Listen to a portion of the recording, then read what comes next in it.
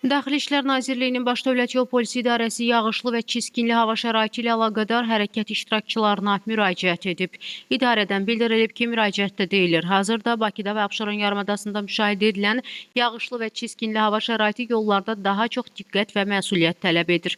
Belə hava şəraitində yol örtüyünün sürüşkən olması, görmə məsafəsinin məhdudlaşması və tormoz məsafəsinin uzanması sürücülər və piyadalar üçün əlavə çətinliklər yaradır.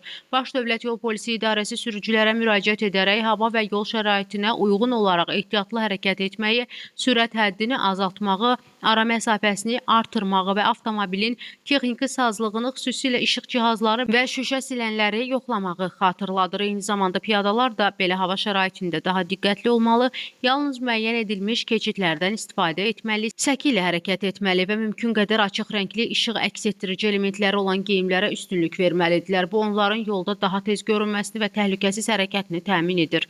Baş Dövlət Yol Polisi İdarəsi bir daha hərəkət iştirakçılarını ehtiyatlı olmağa, qaydalara əməl etməyə və hər addımda təhlükəsizliyi seçməyə çağırır.